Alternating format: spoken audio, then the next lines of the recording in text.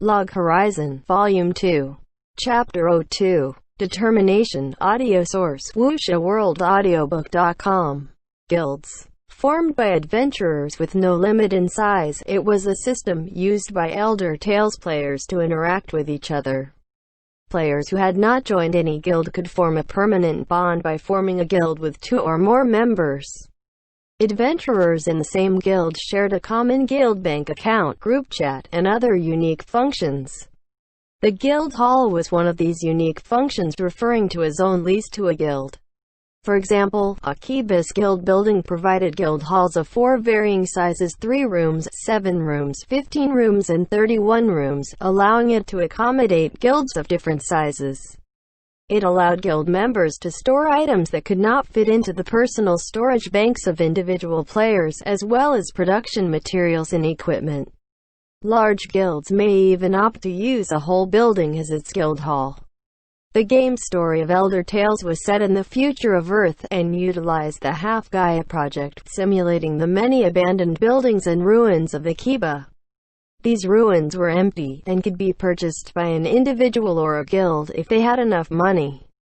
For such zones, players were able to control the area as they pleased, including toggling the Battle Allowed option or banning undesirables from entering. Some guilds would buy a whole building to serve as their HQ. The Crescent Moon Alliance Guild Hall was B-class with 7 rooms. It was not spacious, but the facilities were enough for a guild of this size to operate. 4 rooms, 1 workshop, 1 storehouse, and 1 meeting room. Marielle described it as convenient to use. Even though it was dubbed the meeting room, there was only space for 15 people. Even if everybody in the guild and Shiro's party squeezed in, there was simply no room for the 30 people to have any meaningful activities. To solve the issue of space, Marielle and her guild members decorated all the rooms except the storage room for Sarah's welcome party. Floral decorations could be seen everywhere. The work tables were covered with tablecloths. They cleaned every corner of the guild. Coffee tables and plenty of cushions were placed everywhere for people to gather and chat. There was even a row of CYESRs placed along the corridors. These furnishings were not high-quality items, but they were made through the hard work of the guild members themselves.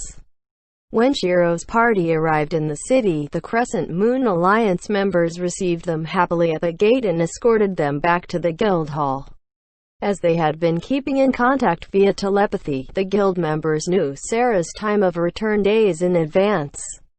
The chefs in the guild also learned about the correct method of preparing food via telepathy with Shiro's group, and had been gathering all kinds of ingredients to prepare for the feast.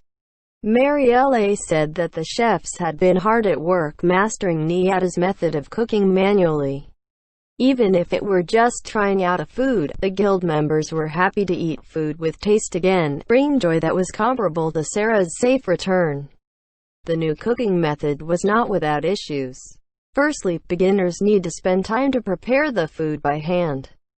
Food had always been easy to prepare using the menu, be it steam or boil. It only took 10 seconds to finish. But the new method required chefs to spend the appropriate amount of time to prepare the food instead. Also, cooking using the menu required only a maximum of 5 ingredients. But the new method required the use of all ingredients needed to make the dish. Curry made from meat, potatoes, onions, and spices wouldn't have carrots in it. They also found out through their research that when chefs attempt to make a difficult dish, there would be a chef-level requirement. If they were under-leveled, they would fail to make the dish no matter what ingredients they used. On the whole, it was observed that using fried, grilled, and steamed cooking methods required high chef levels to be successful, but the details remain unconfirmed.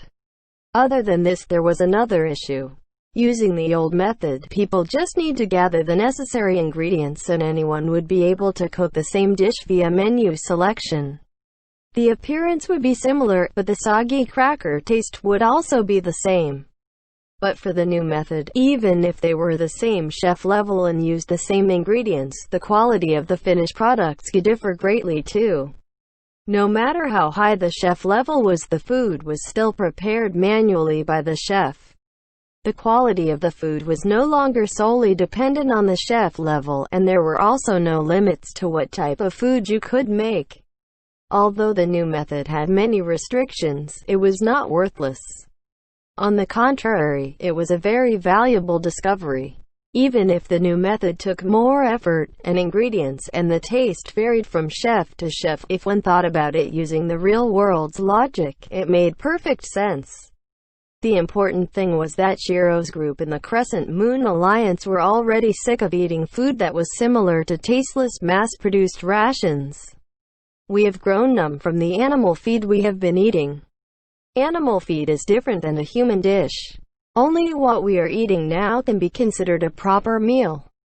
As mentioned by the young Sorker of the Crescent Moon Alliance, it was only after you had tasted delicious food that you would realize what a pathetic life you have been living. After finishing up the food preparation and the decor, the guild received Shiro's group as the guests of honor. A festive atmosphere surrounded the guild hall. They ushered the guests to the granding table in the meeting room. They informed the guests that dinner would be ready in an hour and wine was brought out to the group's enjoyment. Both the guests and the hosts were enjoying this merry event. For the guild members, such a party with great food and fine company was a first ever since the catastrophe. Today is a day worthy of celebration. Let's eat, drink, and play to our heart's content. To the guild members who had lived every day in depression since the catastrophe, Marielle's cheerful announcement gave them courage from the depths of their hearts. Words of thanks filled the meeting room for a short moment, but Nyana simply said, "I will go take a look in the kitchen," and left. Sarah followed him hurriedly. The two of them entered the temporary kitchen that spanned the whole workshop room and started cooking with the guild's chefs who looked like veterans in a battlefield. By using the new method, the cookbook listed in the menu was no longer relevant. The chef had to rely on their own skills and knowledge from the real world, which would affect the taste. The chefs and Yanta displayed their cooking knowledge and shared their recipes, making the feast even more fanciful. The guild members who were unable to squeeze into the meeting room moved into the other rooms to chat and drink. The food kept coming. Fried chicken, eggs with tomatoes, corn salads, seafood, baked rice, unfermented bread that looks like Indian naan, spicy mutton soup, heavily seasoned deer meat, cut fruits, pancakes with butter. Sarah walked around the whole guild hall holding a big tray to distribute the dishes, but all the people in the rooms told her the same thing. This party is held to celebrate your safe return, just sit down and enjoy yourself. But she just replied with a smile, "This is my way of saying thanks for saving me," and continued playing her part as a housekeeper. This part of Sarah was very endearing, and her fans in the guild increased. Everybody wanted to drink with her when Sarah visited the room, making her dizzy. Shiro's group was also dragged everywhere. Naotsugu started talking about battles while surrounded by low-level players. Crescent Moon Alliance was a young guild, and just a few members were level 90. And they only reached level 90, but did not go for the content beyond. In other words, the important thing is that the level of the teammates match each other. Levels are not important. What is important are the things beyond levels. Beyond levels? You mean ultimate moves? The young swashbuckler Shoryu, whose face was red from all the drinking, asked Naotsugu, who was biting into his chicken kebab. Shoryu was the guild's battle team leader and had raided together with Naotsugu several times. To him, Naotsugu was like a hero. That is, panties. Naotsugu's strong announcement stopped everyone in their tracks.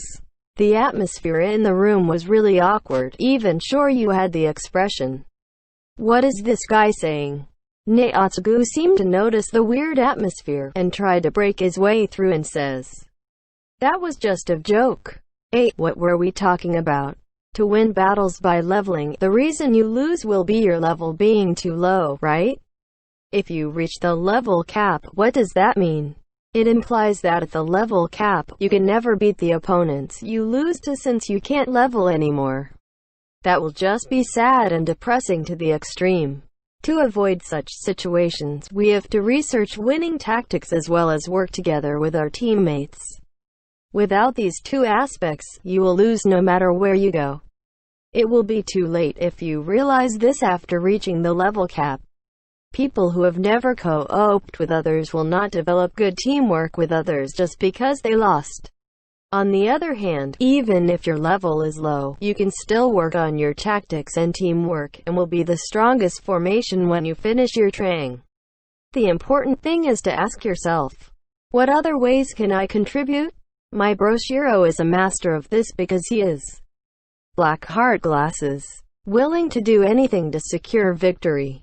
The crowd seemed moved by the speech this time. But if Shiro heard what he said, he would probably say something like, "Don't use me to draw aggro."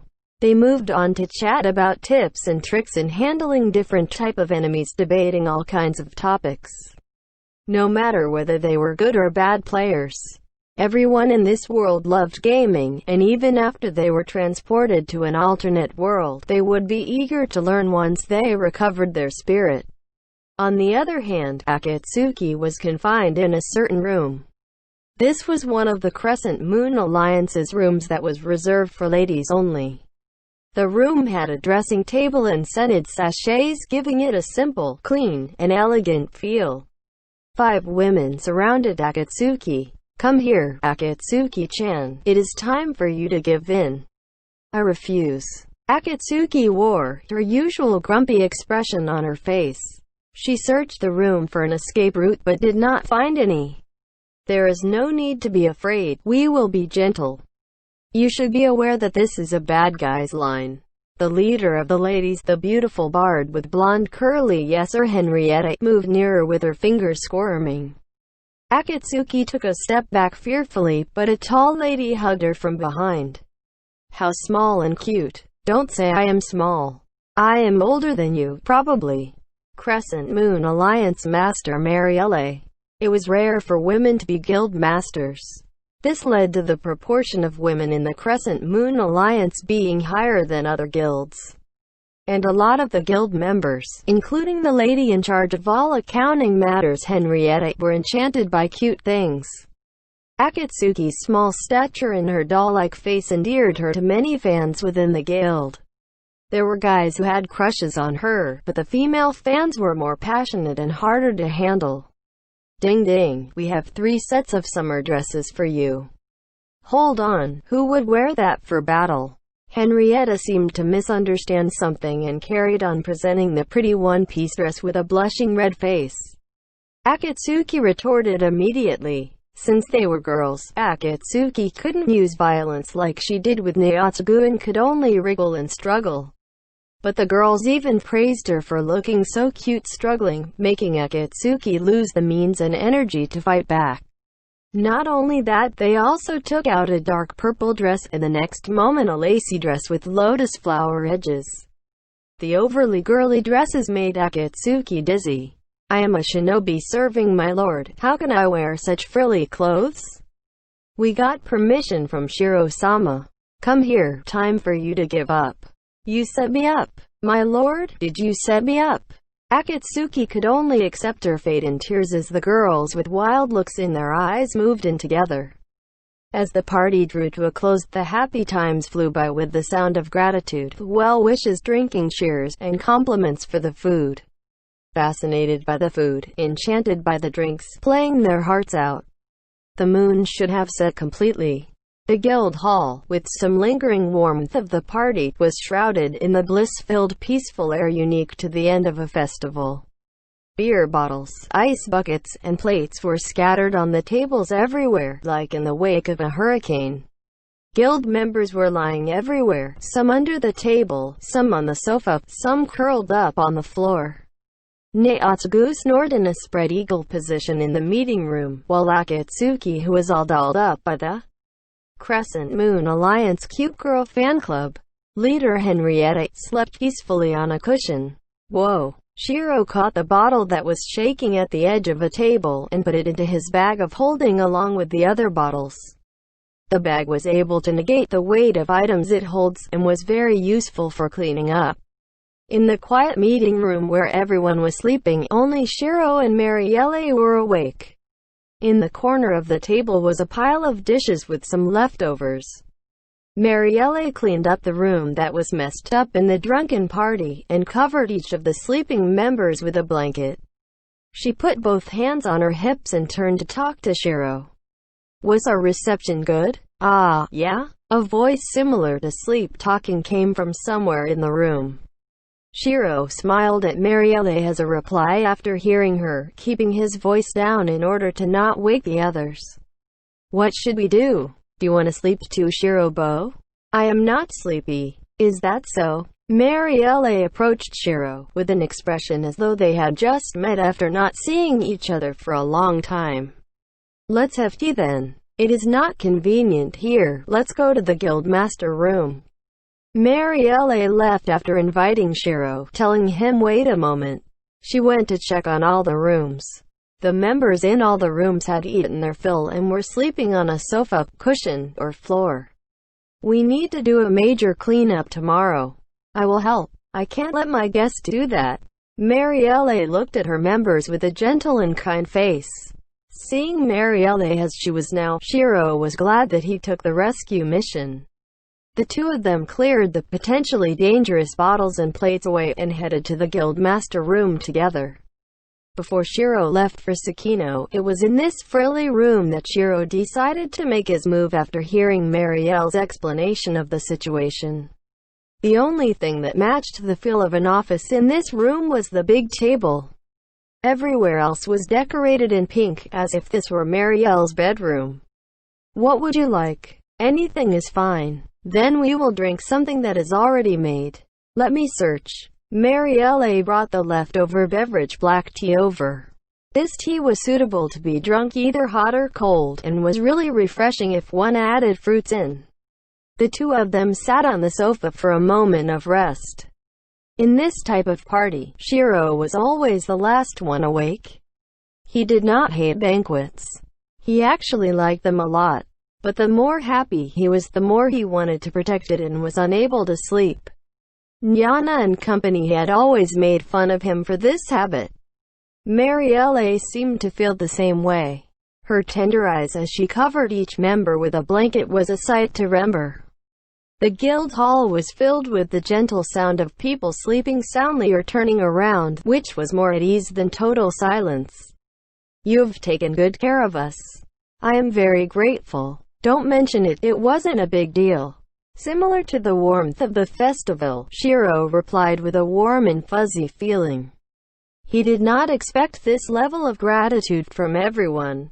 To be honest, he expected some level of gratitude, but not from so many of them.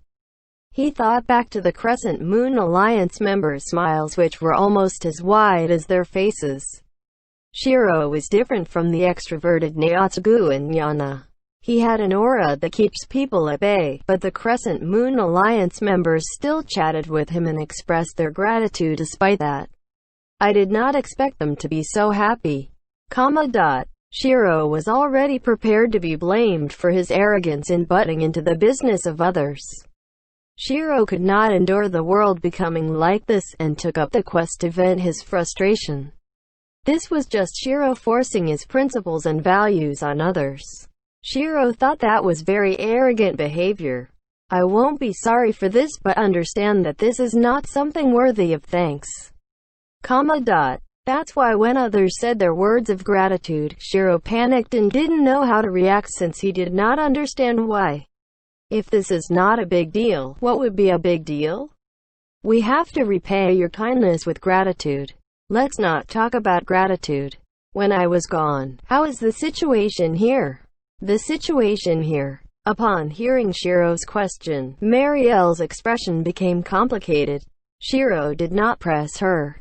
He calmly swirled the tea in his cup as he waited.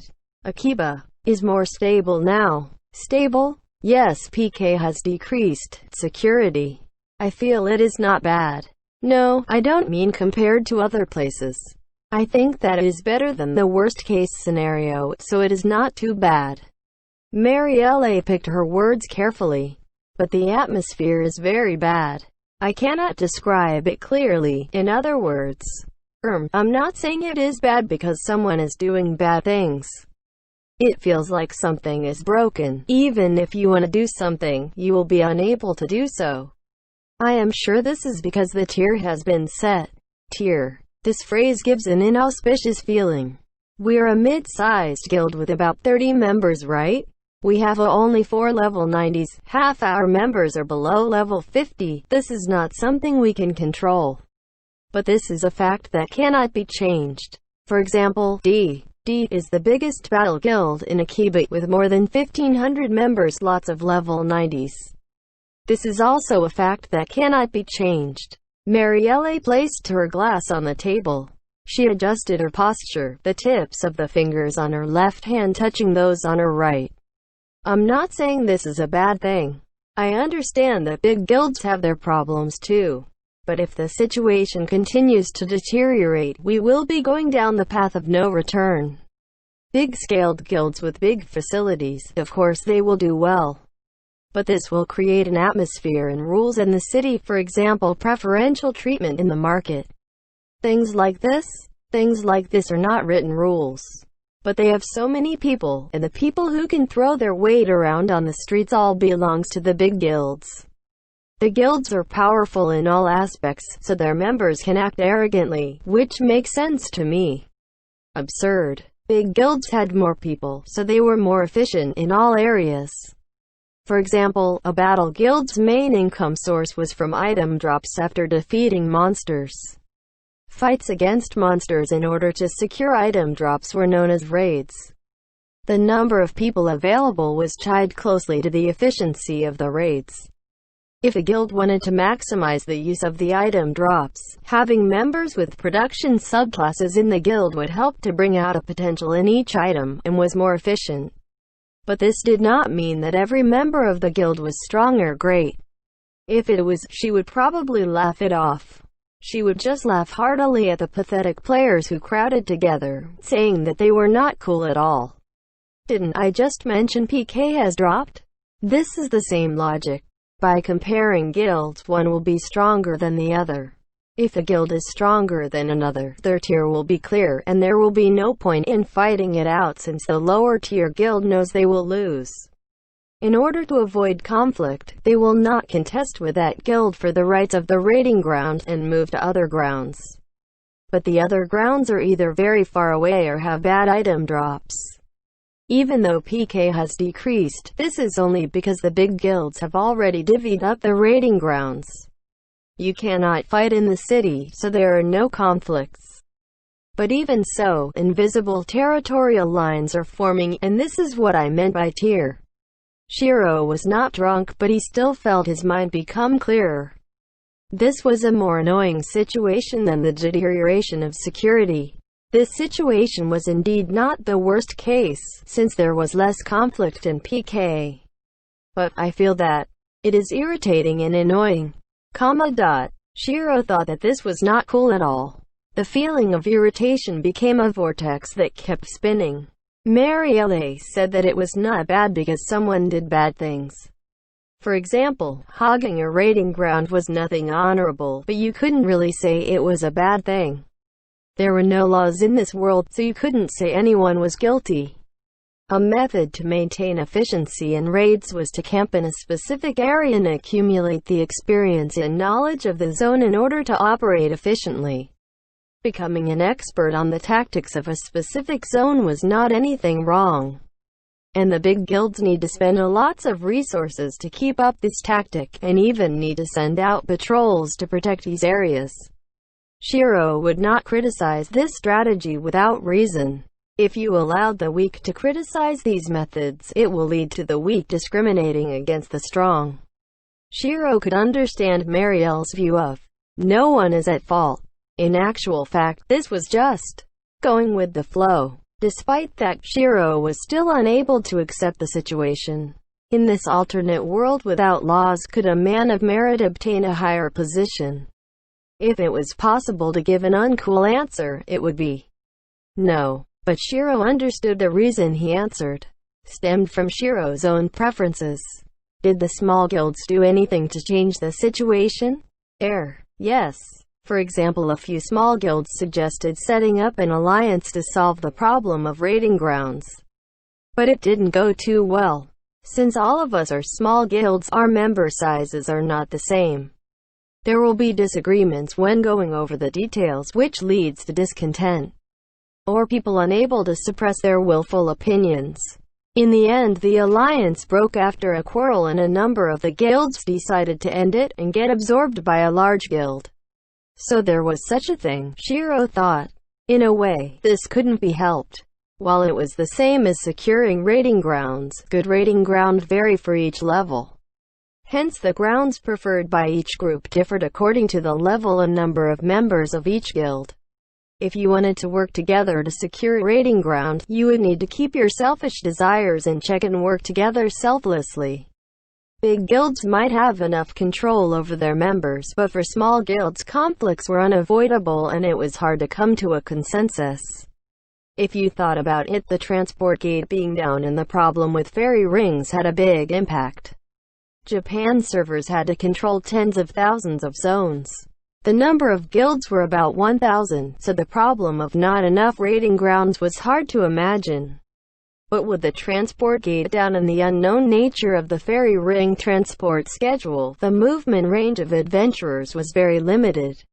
Players with griffins like Shiro were exceptions, so most of them were confined to walking or traveling by horse.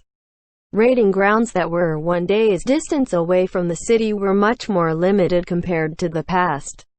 For Akiba, there were roughly 50 zones in the region, with about 300 raiding grounds. If you considered the level, distance from town, and safety, it was easy to tell that the most popular spots would be heavily contested. After the catastrophe, all zones were available for purchase. The prices were determined by factors adventurers did not understand. But there was a factor that was apparent, which was its size. All zones that were big enough to be used for raiding were incredibly expensive. But for guilds that had enough manpower, there was no need to purchase the area, they just need people to just camp there. Another thing, the Black Sword Knights and Silver Sword guilds are attempting to break 91. 91, that should be referring to level. With the Novosphere Pioneers expansion, the level cap must have been increased, so this was not surprising. Since the level cap had been raised, you would be able to develop beyond the old level limit of 90. But didn't you have to defeat monsters level 85 and above? Since the game world had become our new reality, Shiro wondered if there was a need to risk such a dangerous battle. Big guilds are already strong now, but it is impossible for the number of players to increase, correct? So it is not just players, the number of high-level players will also affect the influence of the guilds. Consider this, Black Sword Knights are elitist. Shiro nodded and agrees with Marielle's point. Black Sword Knights were an arrogant force in Akiba. With their elite-only policy, there were no members that were lower than level 85. The guild only allows members over the level of 85 to join anyway. Black Sword Knights was a pure-blooded battle guild. Black Sword Knights is still upholding its showing requirement. Black Sword Knights is a famous guild. Our Crescent Moon Alliance cannot even compare to them, right? But compared to the 1,500 members of D, they pale in comparison, since they have absorbed quite a number of small guilds. As for the Black Sword Knights, they are unable to absorb guilds due to their entry restriction, so they are aiming to go beyond level 90, focusing on quality over quantity to win. But how are they going to? This was the core of Shiro's doubt. He understood the motives and also the considerations and tactics, but was there a way to succeed? By using EXP pot. EXP pot. In Elder Tales, this was a famous support item. By drinking this potion, you could slightly increase your attack and recovery powers, and receive twice the EXP in battles. There was another effect. In a normal case, you need to defeat monsters that are less than 5 levels below you. But with the potion, you can gain EXP even if you defeat monsters 7 levels below you. The effects of the potion last for only 2 hours, but it would help you earn EXP during its effective time. This type of potion might be powerful, but there was no need to complete major raids or quests to obtain it, so almost all players had used it before. As a game withstanding the long test of time, Elder Tales had been increasing its level cap over the years.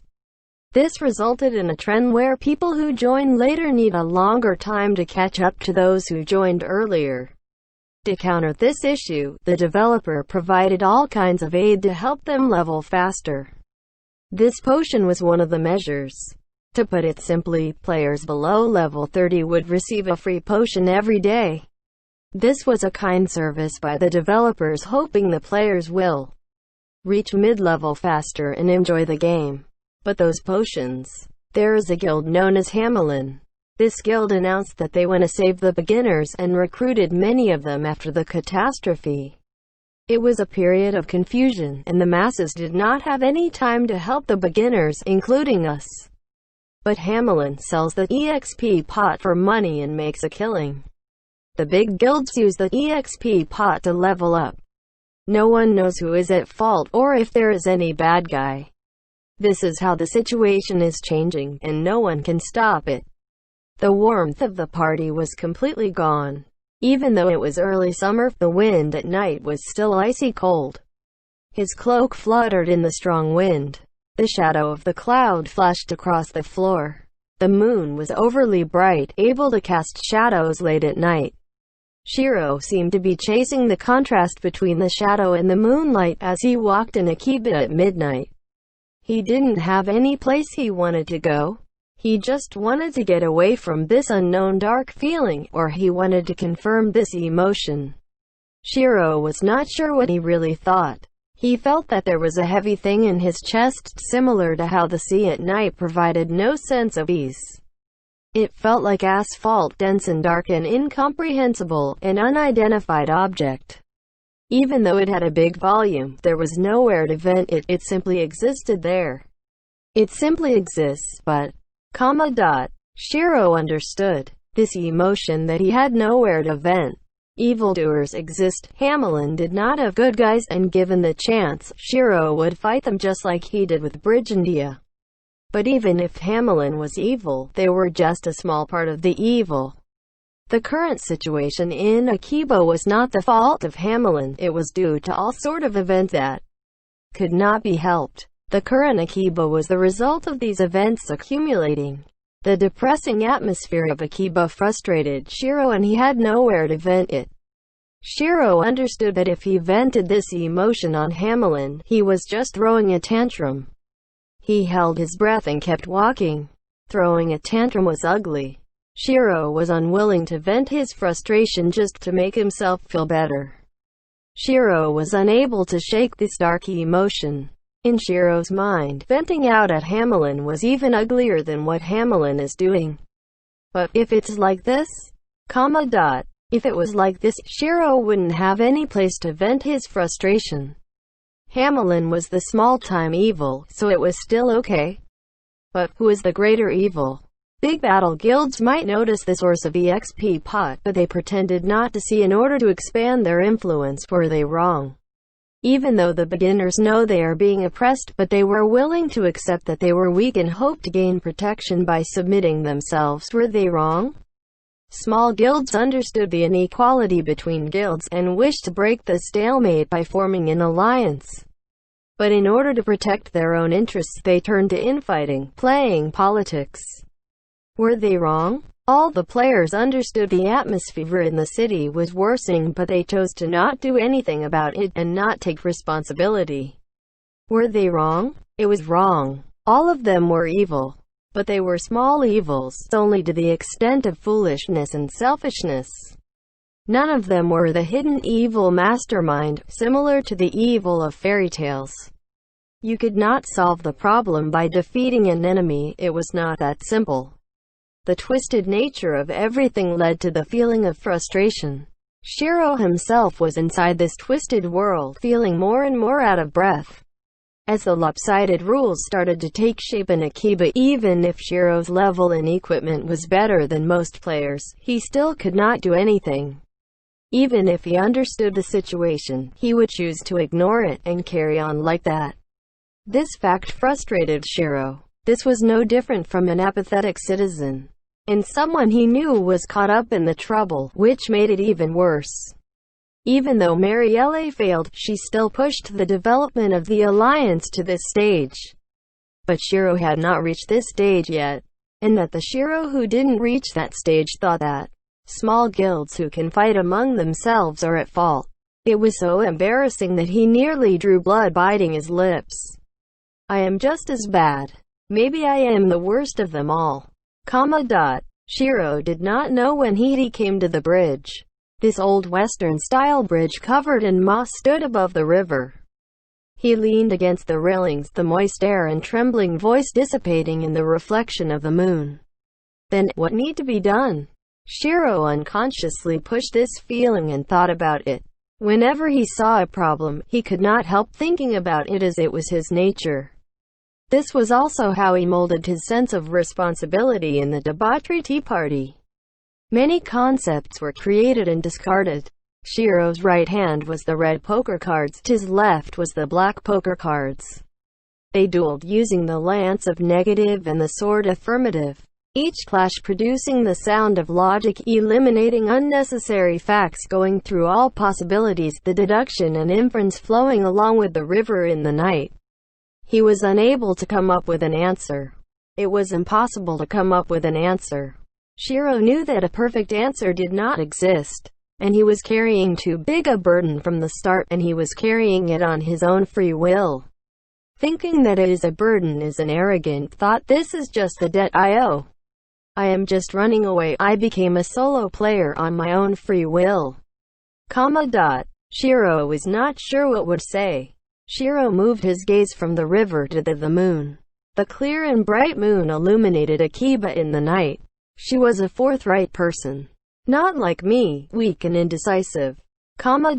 Shiro thought that would definitely laugh heartily and solve the issue like a hurricane, or just abandon Akiba if it were too troublesome. Speaking practically, she would do whatever she wanted and say to Shiro after the fact, Shiro will think of how to deal with this mess. You are willing to, right? Any objections? I don't think so. Shiro is talented, you will be able to deal with this easily. And leave the assignment to Shiro. Shiro opened the telepathy contact menu. There were 2 names on his friend list. Toya, Minori, the twins who should have joined Hamelin. He could find out just by asking. The twins who got separated with Shiro might have been caught up in the middle of the storm, all because Shiro left them alone. Because Shiro prioritized meeting Naotsugu after the catastrophe. Shiro wanted to help them, wanted to do something for them. But this was different than saving Sarah of the Crescent Moon Alliance. The first difference was that Marielle was in a guild. Shiro went on behalf of Marielle. In other words, he was just doing a job with Marielle being the client. Of course Shiro wanted to rescue Sarah, but Shiro had an escapist mentality, thinking this was just a job request that he had to fulfill. The second difference was that even though Shiro wanted to save the twins, he wanted to settle the current situation more. When he escaped from Tsukino, he had a thought. There must be players in the same boat as Sarah in Tsukino. Even if there were not many, abandoning them and only rescuing Sarah would still weigh down on his conscience. But Shiro could still use the current mission as rescuing Sarah as an excuse, ignore the fact, and return to Akiba. Shiro felt that if he ran from the facts this time, he wouldn't be able to fight anymore. So he would need to save the twins, stop the big guilds from their bullying style, improve the city's atmosphere and build a new order. A tall order for a big guild, and even harder to achieve for Shiro, who was not even in any guild. Could Shiro do it? To be honest, it was impossible. Not even in a guild. These words brings Shiro a dull but manageable pain. Thinking carefully, Shiro thought of a guild as an organization you belong to and could control you easily. Guilds have always existed, but had nothing to do with Shiro. He was just judging the guild's merits and its suitability for himself from an outside point of view. This was not an irresponsible attitude. That was how Shiro thought about it. This was no different than those living in Akiba, but discussing the atmosphere of Akiba from the outside point of view. Shiro had not joined a guild or worked for a guild, but was forcing his own preference and convenience on the guilds. That was indeed an arrogant way of thinking. Guild. Does Shirokai still hate guilds? Nya? With the sound of pieces of asphalt debris falling, Nyana appeared from the shadow of the buildings. Nyana squinted his kind and slim eyes as he approached Shiro, who was talking to himself. Shiro was surprised, but he still shrugged and made space for Nyana. No, that's not true. Probably. Shiro thought the reason he hated guilds was because of an unlucky encounter. But hanging out with the Crescent Moon Alliance in the post-catastrophe world began to melt his stubborn view away. He could understand he acted arrogantly now. On the other hand, Shiro recalled being attacked by Pikers in the zone around Akiba, and the group similar to bandits in Sakino. Guilds could easily be corrupted. Big guilds that fought for territory constantly would erode their ethics over time, which was easy to imagine. This is indeed an area of concern, Nya. Nyanta replied. But things that cannot be corrupt cannot be trusted, Nya. Birth, death, sickness, and aging are the natural laws of the world, Nya. Things that are made will decay, will become ill, will age, and finally accept death, Nya. But if you deny all these, you will also be denying birth, Nya. Shirokai must understand this, Nya. For instance, there might be very comfortable to be, but it is only when everyone wants to be comfortable, then it will become a comfortable place, Nya. The treasure you reap without sowing is not real treasure, Nya. Yes, that was true, you were right. Everybody had been putting in this kind of effort so naturally that they were not even aware of it. But Shiro understood how precious that was. He also understood his cat friend had also put in a lot of effort. The effort put in by Marielle was the same. Marielle's smile was one of the supporting pillars of the Crescent Moon Alliance. Guilds that distributed money and rare items definitely didn't have bonds as strong as the Crescent Moon Alliance. By this theory, the Akiba of the past was also comfortable due to the efforts of others. Chief, what should I do?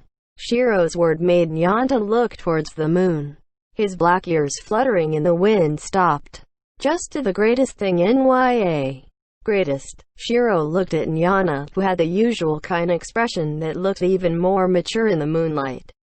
Shirokai is being too polite, Nya. Neotsugu seemed to have said the same thing too.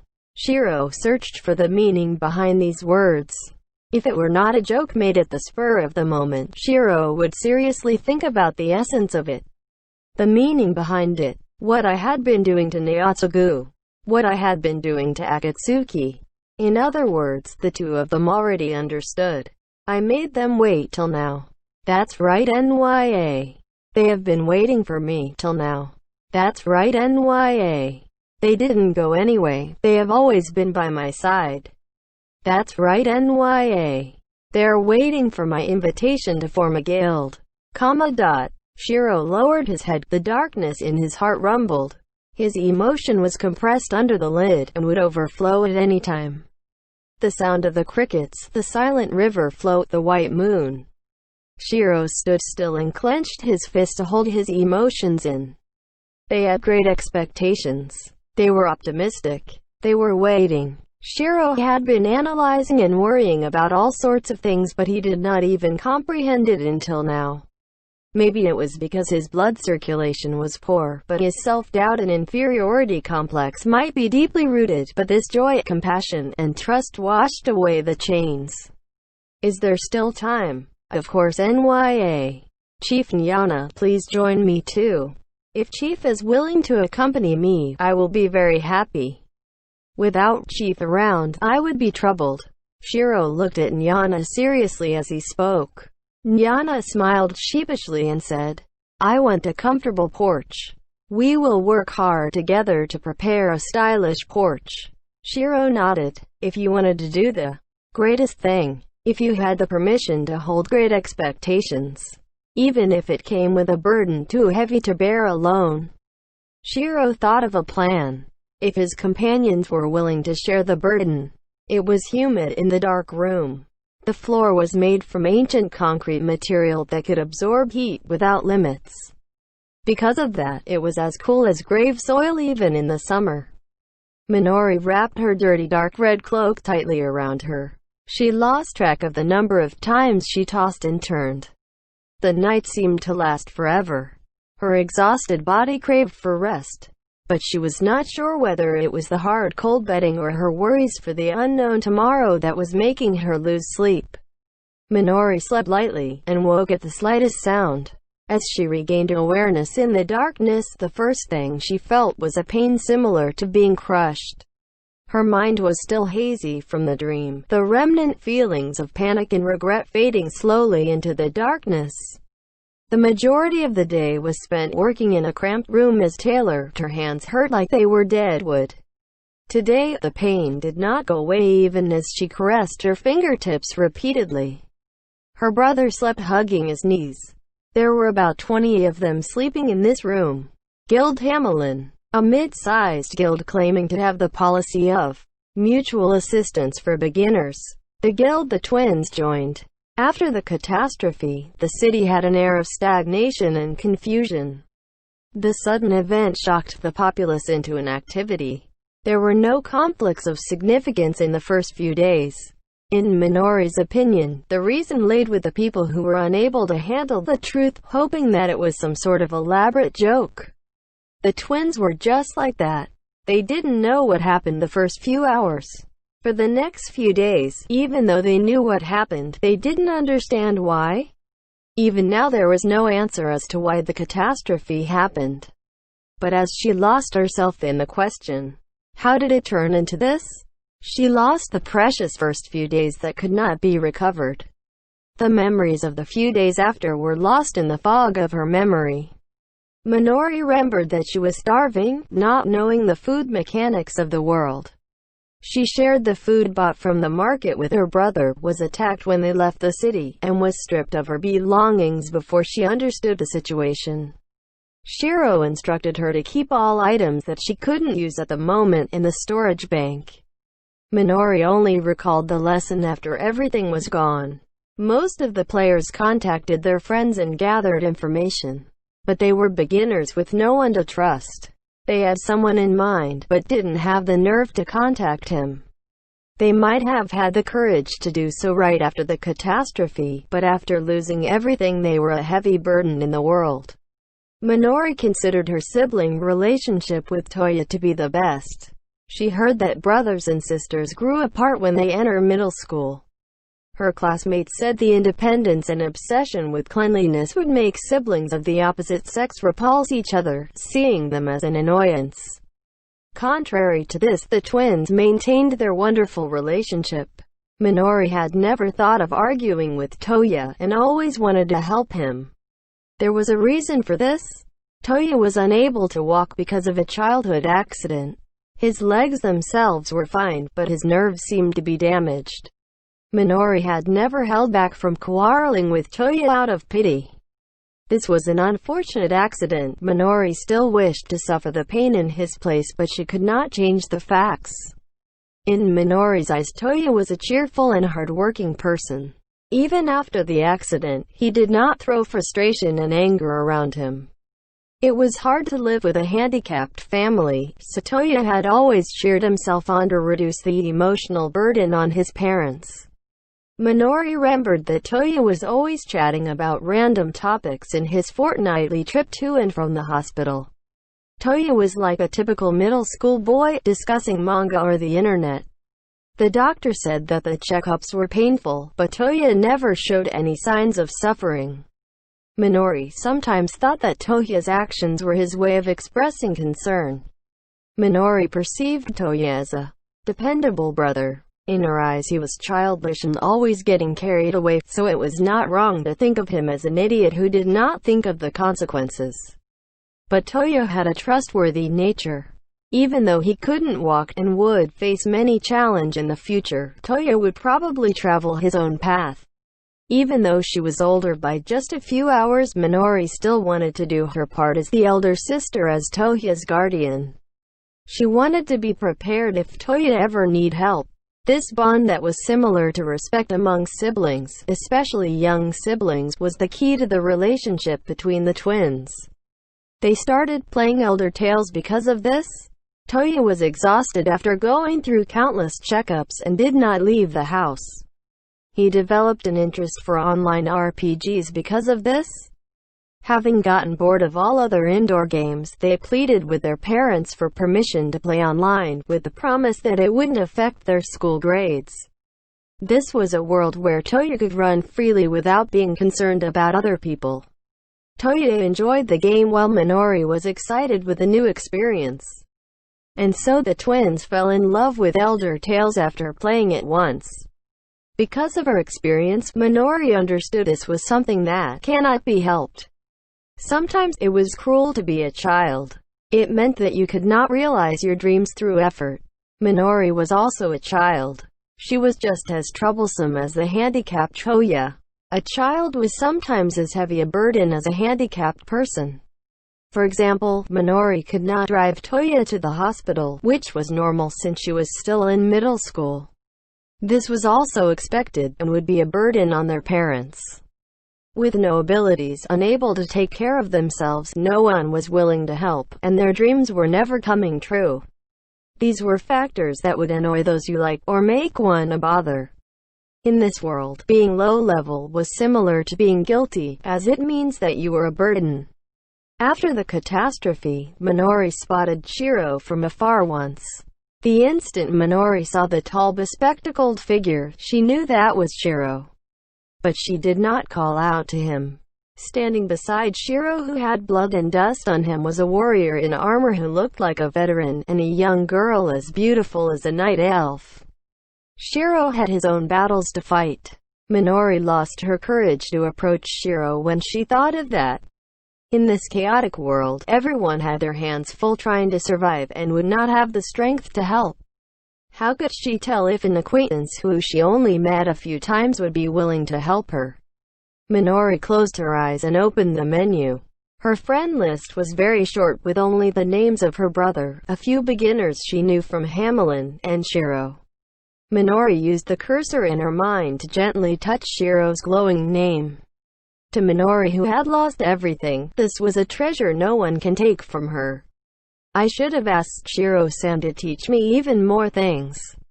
Minori thought as she wrapped her cloak around her cold body. The night seemed longer than usual. The dull pain in her chest was keeping her awake.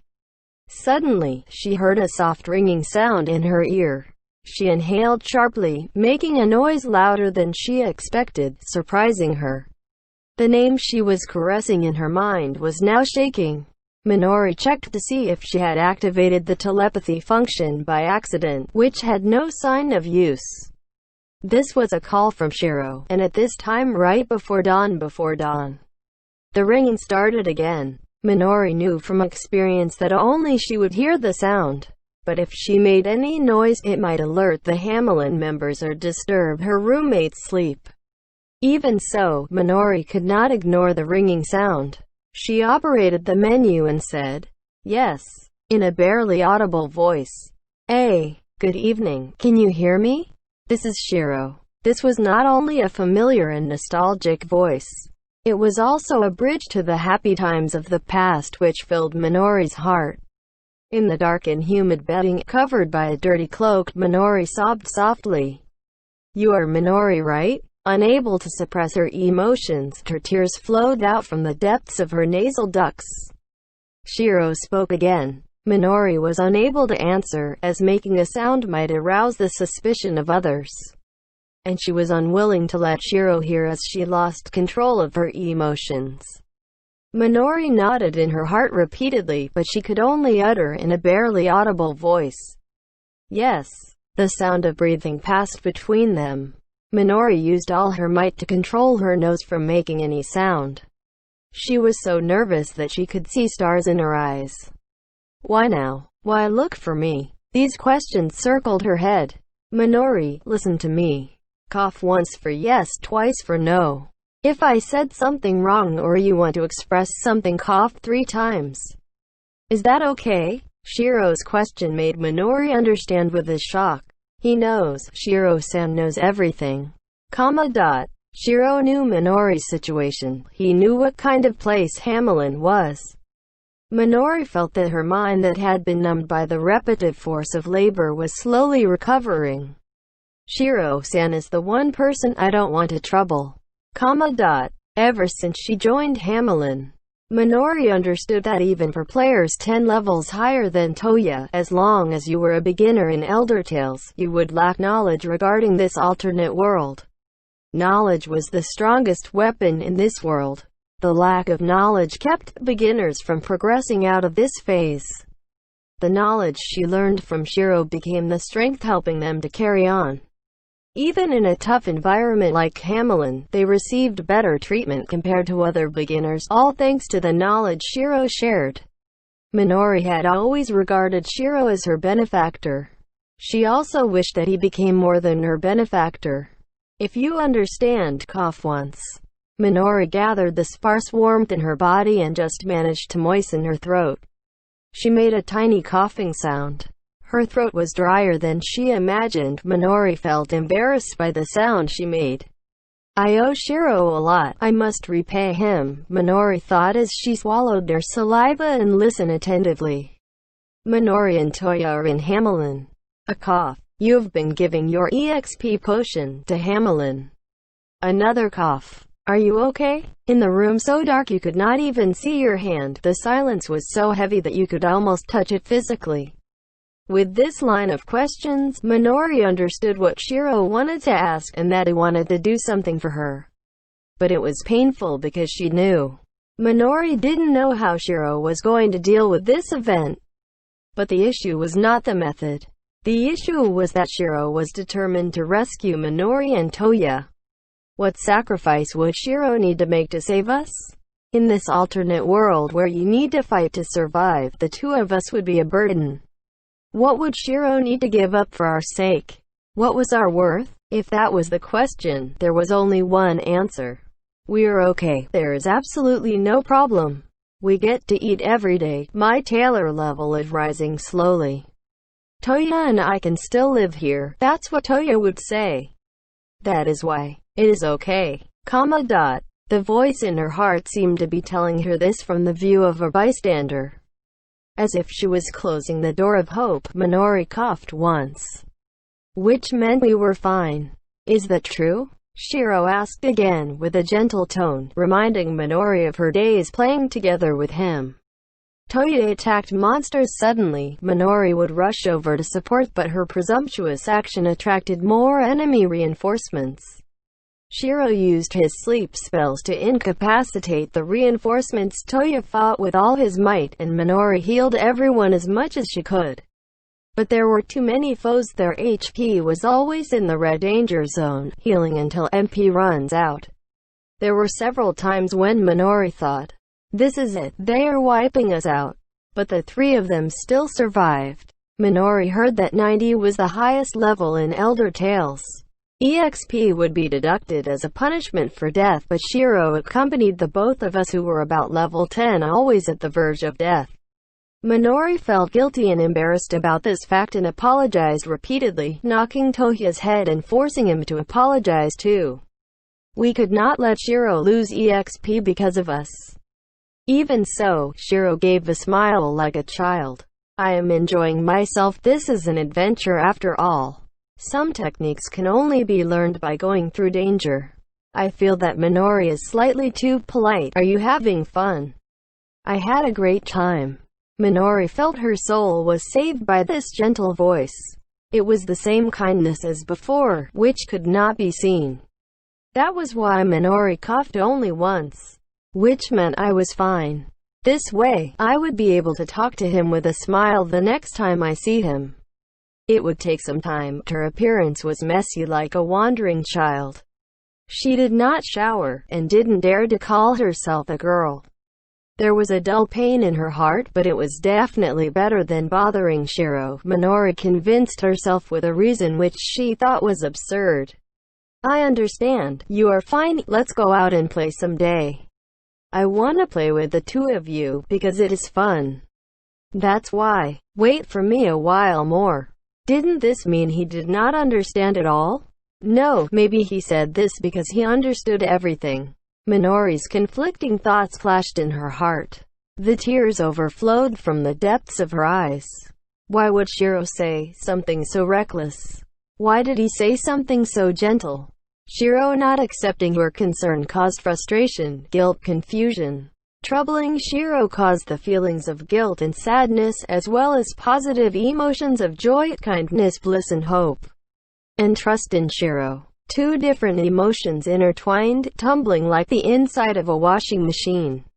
She needs to say something, but does not know what to say. This was her last chance to stop Shiro.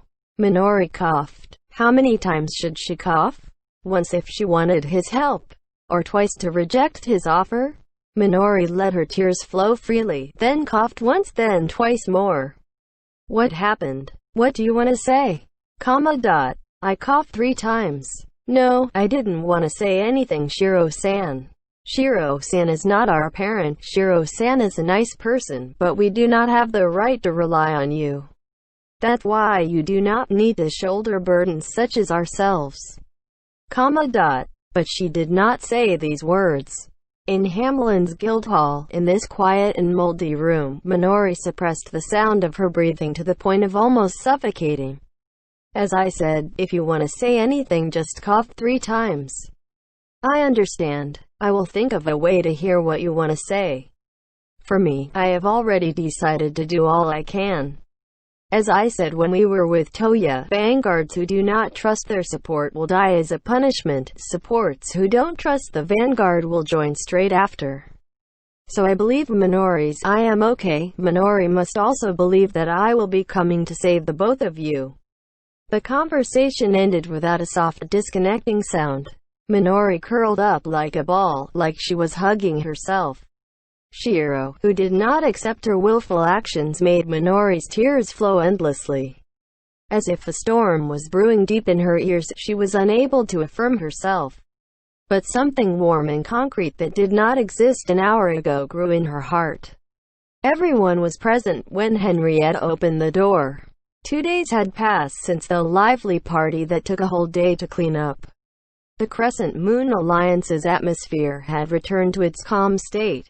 Did something happen? This is a sudden invitation. Please have a seat, Henrietta. Guildmaster Marielle said. The leftover food and bottles were scattered around the Crescent Moon Alliance meeting room yesterday, but now the room was totally clean, giving it a refreshing air. 4 people sat around the edge of the big table. For the Crescent Moon Alliance, Guildmaster Marielle, the one in charge of accounts, Henrietta, and the battle and farming leader, Shoryu. The 3 of them were the ones leading the guild. On the other side was Shiro. Oh, Shiro-sama. Shiro-san has something to say to us. The younger Shoryu said after checking with Shiro. But we have not heard anything yet, Marielle said, but Shiro had a tense expression. Shiro had sharp eyes, and had the habit of staring. But he seemed to be more quiet and bold today. His imposing aura was overpowering, and his round glasses did nothing to soften his eyes. The way Shiro was right now was etched clearly into Henrietta's memory. The normal Shiro was a dependable young man, but he was different from before. Thank you everyone for taking care of me. Today I invited you here. First of all, I want to thank Marine and everyone in the Crescent Moon Alliance. Marielle waved her hands in front of her in reply to Shiro. Don't mention it. It is nothing really. Shoryu also waved his hand softly to show Shiro that he need not be concerned about this. The food was delicious, and they didn't spend much money. The important thing was that the guild also had a good time, since the party was also for them to enjoy. The guild was also discussing about thanking Shiro's group properly in the future. No, it is okay, because I have thoroughly enjoyed Akatsuki-chan too. Henrietta recalled Akatsuki's cute reaction with a dreamy smile. As for the subject who was weeping during the incident, let us ignore that for now. This is comma dot. Henrietta observed Shiro with her frameless glasses that were designed for women. This request surprised her. From Henrietta's observations, Shiro was a powerful player with a strong sense of morals and would not hesitate helping a friend in need. Even though she did not wish to acknowledge this, Sarah's rescue mission was an example of this. Shiro's group completed the quest perfectly in place of the Crescent Moon Alliance using methods that were tens of magnitudes better than Henrietta. If Shiro felt that he could help and was confident of success, he would provide aid without reservation. But what about the reverse? From what Henrietta saw, Shiro handled things illogically and reasonably and had a habit of introspecting. He was an awkward young man in some ways, and compared to helping people, he was not good at asking for aid. But the Shiro she knew was saying, "Everyone, please lend me your strength." What kind of request will it be? Even though Shiro was bad at requesting aid, Henrietta had no intention of using this chance to wipe the slate clean in regard to her guild's debt to Shiro. Of course, Marielle wouldn't do that either. Honestly, when Shiro asked, "Everyone, please lend me your strength," Henrietta was surprised. "Shiro-san, please tell us what you need." "That's right, Shiro-sama, the Crescent Moon Alliance is indebted to you anyway." Henrietta followed Shoryu's lead to express their willingness to help. In this situation, this was how the guild should treat its benefactor. But Henrietta was also concerned with Marielle. Since Henrietta entered the room, Marielle maintained a tense expression on her face. Marielle didn't only show her kindness on the surface, there was no falsehood about the compassion in her heart as well. This was what Henrietta believed. The two of them had been BFFs for the longest time. She knew very well that there was no way that she disliked Shiro. So why was Marielle wearing such a heavy expression? Does Mary know what Shiro-sama wants? Shiro did not smile when he heard the words from Henrietta and Shoryu. He adjusted his glasses with his index finger and said, "Two kids I know are currently." Is confined the right term? Anyway, they joined a certain guild, and I want to rescue them. Shoryu acknowledged Shiro's words by nodding. So that's what it is, all we need to do is help them leave that guild, correct? Do you need us to draw the members away, giving them the chance to perform the process of leaving a guild? This is a simple task. Is it another issue? To help them after escaping. Do you need the Crescent Moon Alliance to take care of them? Shoryu said cheerfully. But Marielle's expression tensed even more. It is not something like this. With Shiro-sama's talent, if it is just rescuing the two of them, he can manage without our help. What is Shiro-sama's true intention behind this meeting? This evil guild gathers beginners and confiscates their EXP pot, which is probably sold for money. I don't think that this can be tolerated. That is what I feel now. Between either liking or disliking, I dislike this way of doing things. Shiro said with a gentle tone. Hearing this, Shoryu stopped moving. He was starting to comprehend what Shiro wanted. The guild you mentioned, is it Hamelin? That is a rather nasty guild, not a good place. But they have the support of the big guilds. Henrietta brought up an obvious query. The subject was Hamelin, but the Black Sword Knights and the Silver Swords were their customers. WuxaWorldAudio.com. Those two guilds were in the top 5 battle guilds of Akiba. Yes, I want this guild to disappear, Shiro said directly. A deep silence fell in the meeting room. Marielle sighed softly. Mary was expecting something like this. Henriette understood why she was so tense. You say disappear, that is, you want to destroy the guild? Is that true? Is there a way to make a guild disappear? If we defeat them by PK, that may bruise their ego a bit, but to destroy the guild itself is a bit.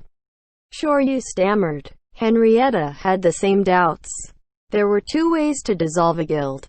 The guild master could request to close the guild, or all the members could leave the guild. This was the system setting. You could kill players by PK, but this world inherited the rules of Elder Tales. With the automatic respawn system, death was not a way to stop someone. Even if it affected the morale and cash flow of the members, you could not dissolve the guild this way. When Shoryu mentioned, "Is there a way to make a guild disappear?" That was a valid point. It was impossible by following common sense. For big guilds, it might be possible to lure in members of smaller guilds, using their plentiful resources, pushing them to the brink of collapse. Henrietta heard that this happened in Akiba before. But even through bribes and investing resources, there was no guarantee that the guild would be destroyed. Assuming that this tactic was used on the Crescent Moonal Alliance, even if all the members were poached away, as long as Marielle continued to resist by herself, the guild would remain in the system. Destroying a guild was a difficult task to accomplish. It was not something that can be done easily. If it was that easy, Akiba would not be like this now. And the words, "destroy their guild and make them disappear," were only something you hear as an insult in insulting quarrels. It was more like a threat, and no one had actually followed up on it before. Shoryu interpreted Shiro's words as an abstract goal, something similar to the declaration, "I will defeat you." No, it is exactly as I said. I want this guild to disappear from Akiba. Shiro cleared all doubts from Shoryu's mind. Shiro's emotionless and stable voice could give chills to anyone hearing it. Henrietta snuck a peek at Shiro's expression. If she could detect anger, frustration, or determination, Henrietta would not be so convinced. But Shiro's face had a hint of a smile. Even though it was a smile, it had nothing to do with joy or happiness. The corner of his lips raised slightly. It was the smile of a hunter. Shiro had already decided. Shiro-sama is, He could not be dissuaded. That's what Henrietta thought at this point in time. She felt that stopping him was pointless. Shiro was determined to see this through. Henrietta's father was a broker. She remembered her father would have this expression when challenging big corporations, or when the market went into a selling frenzy. He would not be home for days, or just sleep for a while, take a shower, and rush out at dawn. As he closed the door, he would have a smile like a fierce tiger. At the same time, Henrietta understands why Marielle felt conflicted. Hamelin had the support of the big guilds. Their customers, Black Sword Knights and Silver Sword, were currently using EXP pot to go beyond level 90.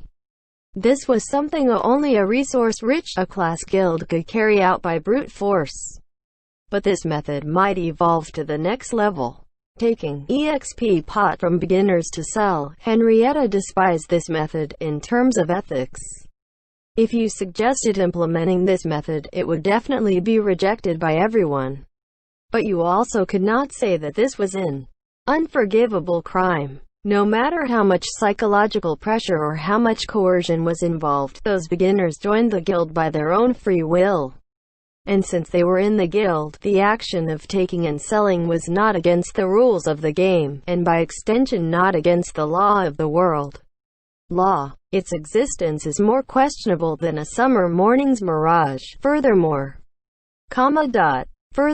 there was the problem of execution. Assume this method. Ignoring whether it was legal, it was evil. If you ask if anyone or any group could punish and stop these evil ways, the answer would be no. Big guilds had big influence. There was no player crazy enough to go against them without any incentives.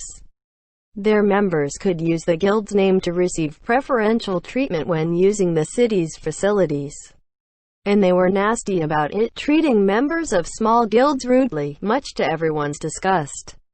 In this situation, accepting Shiro's view would mean opposing the big guilds. Marielle led the Crescent Moonal Alliance, a small but independent group. Henriette understood the meaning behind her serious expression. Without needing to discuss about justice, there was no one who had the authority, influence, or power to enforce it. Hence, justice was just a theoretical concept. It didn't matter whether you had it or not. This made the people lose interest in it. That was the undeniable truth of Akiba. Mary Henrietta bit her lip. Shiro was their benefactor. She also admired him on a personal level. But this is only under the premise, among the many guys who are not cute. Henrietta thought this young man was a worthy friend. But even so, she was unable to accept some requests. She should have been the one to warn Shiro in advance and stop him from losing control. But in the face of Shiro's fearless determination, she was unable to say it. The normally introspective and low-profile Shiro was displaying his intention to do battle. Henrietta was not confident in judging if she was qualified to interject. Marielle shifted her gaze to Henrietta, wanting to say something. After hesitating several times, she said, "Shiro-bo, I can understand how you feel, but no, for us, this should be a rejection line."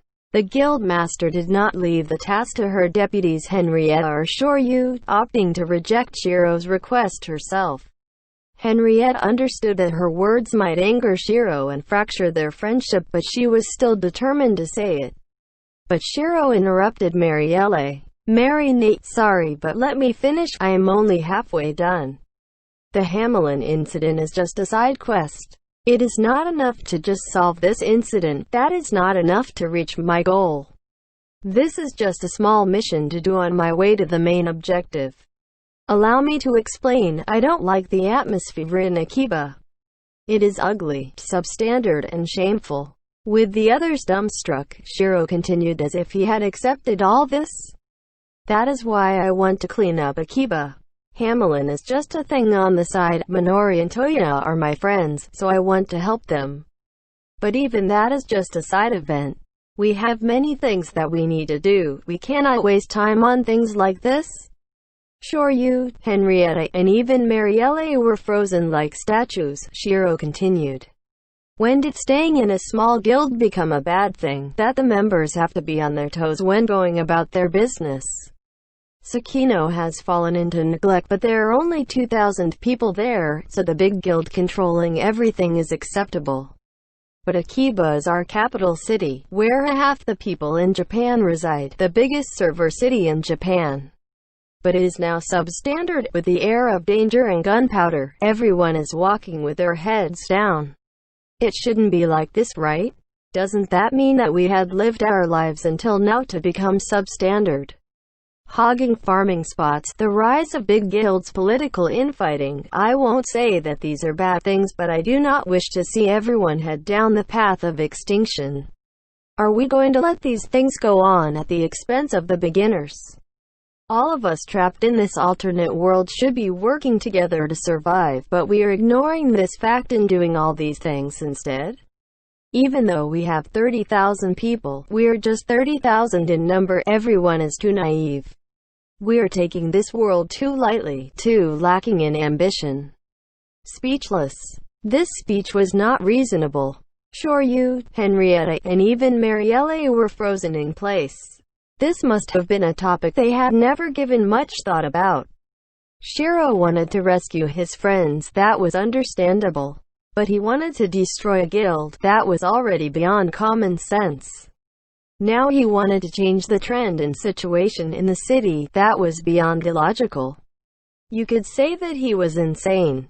More so than the speech's content, it was his tone that shocked them. His voice was stable and not heated, as if reinforced by steel, sharp enough to cut. Henrietta let out the air in her chest. She was wrong about this young man Shiro. She thought that he was able and gentle, introspective and shy. Instead, he was very pure and simple, not only focused on achieving his goals but direct in his methods, efficient and merciless. In terms of battle, this young man stayed true to this simple policy.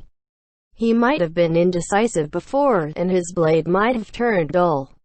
But once he set his heart on it, he would go all in. "Mary-san?" Shoryu asked. Marielle was biting her lips. Destroying a guild was a heavy and risky quest for Crescent Moon Alliance. By extension, she could not agree to Shiro's request. But Shiro said he wanted to change the whole city. This meant that if they won this gamble, the reward will be 3 levels higher. That was why Marielle was hesitant. The reward here was the increase in influence of the small guilds, but this was not only a question about incentive. There was also a mental issue. Everyone, please give me your support. For the first time, Shiro lowered his head. Shiro-sama, what about your companions? Henrietta interjected, buying time to let Marielle think. Normally Akatsuki and Naotsugu would be with Shiro. They're carrying out investigations and preparations. Sorry for informing you so late. I registered a guild recently.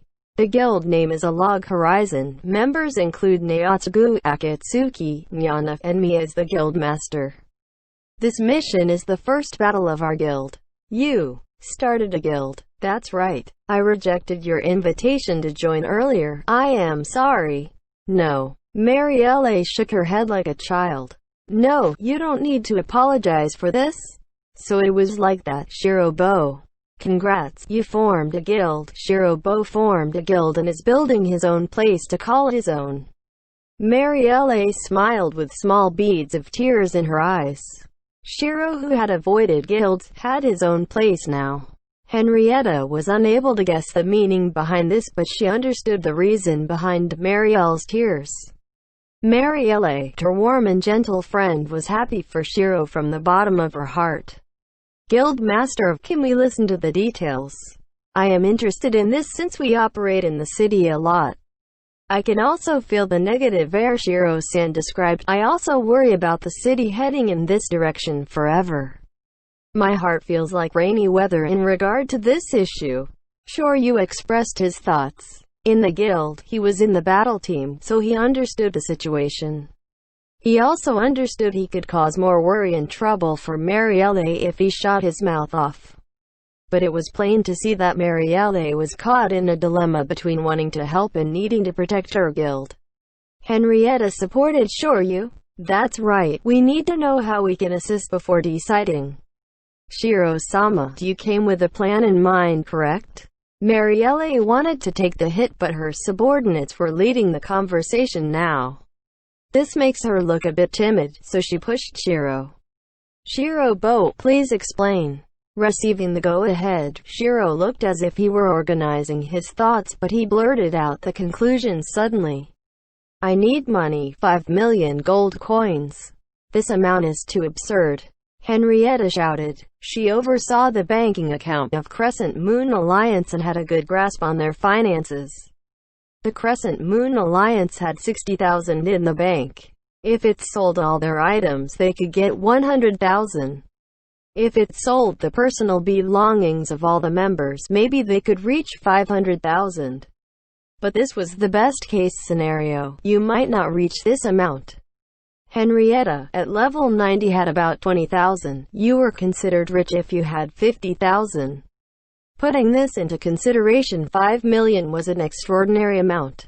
How do we get our hands on so much money? I know this is obvious, but we are just a small guild. You want to borrow money? Henrietta and Shoryu let out a cry of despair. If it was fighting battles or manual labor, they were willing to try their best. But this sudden change in tempo made them feel that Shiro was asking for the impossible. What does Henrietta-san think? Me? Henrietta-san, you studied business in the real world and are in the accounting business, correct? I think it can be done, because the people are still belittling this world. It is very simple, we just need to take the initiative. Money is the start to solve the problems, there are harder challenges. AEAD. Initiative. Henrietta's consciousness reached out to the city. A ripple spread with Shiro's word at its center. Taking this world too lightly, belittling this world. Why did Shiro say that? Why did he say belittle? This was the world of Elder Tales. You could say this was an alternate world. You can also say it is a familiar world. There is no need to think too deeply about the means of getting the money or who it will come from, since they will not play by the rules. The rules here are, there are no rules, we have not set any restrictive laws. This point from a certain point of view was just a mess. But Henrietta understood. She and Shiro might be the only two people in this room who understood. There was no way for Henrietta to tell if she really understood. but she still need to contribute her expertise in this field and judge in Marielle's place. What Shiro meant, he wants us to come up with a plan to raise the funds. Shiro was like advocating defeating all the adversaries. In other words, he intended to rob them. This made Henrietta dizzy. Robbery did not solely refer to violent means. In fact, illegal or cruel methods were unneeded. Even if the world were under a perfect legal system, robbery was still very common. The world was such a place. Henrietta already knew that from her father. She thought that methods that caused retaliation were idiotic. Breaking the law was unethical, a card that should not be used unless there was no other way. The best way was to earn money while making everybody happy. Can be done. Henrietta nodded in agreement. We can raise the money. Henrietta replied while still deep in thought. She was organizing and touching up the details of a plan. It doesn't end with raising the money, right? What is going to follow? If Henrietta's hunch was correct, the young man before her eyes had a terrible idea. Similar to burning the house down to get rid of rats, or buying a store just for a few t-shirts, she felt that Shiro was capable of such things. No matter how ridiculous, if this were the only way to achieve his goal, Shiro would take the plunge. Raising $5 million is the ticket. The biggest challenge is after that, and that is everybody's kindness, dreams, and hopes. If the majority of Akiba citizens do not care how the atmosphere of Akiba is, that will mean we have failed. But that is something we cannot help. If that is really the case, I will not be attached to this city. But I believe that is not so. The number of people who like Akiba will definitely be more than those who hate it. It might be a bit late to say this, but I don't intend to use Sarah's incident as a bargaining chip. I came to the Crescent Moon Alliance because I need your support. There are some things I would like Henrietta-san, and sure you to help me with. I will say this again, everyone please lend me your strength. Shiro bowed deeply. Shoryu nodded his head slightly. Marielle turned to observe Henrietta. Shiro was serious. He really thought it could be done, and he wanted to execute his plan. That's why, when Shoryu wanted to learn more, Marielle hesitated. Shiro was someone who could give his all for others, but more than giving his all, asking for help was difficult for him. Henrietta thought that was a noble resolve. Even if it were a ridiculous battle against the whole Akiba city, if Shiro was serious, he could find a chance for victory. That was what Henrietta's financial instinct told her. Mary, we will follow your decision. We the Crescent Moon Alliance. Marielle clenched her fist tightly and replied with the expression of a guildmaster. The Crescent Moon Alliance is willing to take part in Shiro's battle. We also wish for Akiba to become a more colorful city. If we carry on like this, we might lose something that is precious to us all. But we are also having a hard time running the guild, so if you intend to take our money and run, please don't. But there is no other way. If we ignore this anymore, our hearts will sink all the way. This is a psychological problem, so we also want to take a shot at this. Tell us the strategy, Shirobo. If we don't do our part while we still can, we will regret it forever. End chapter.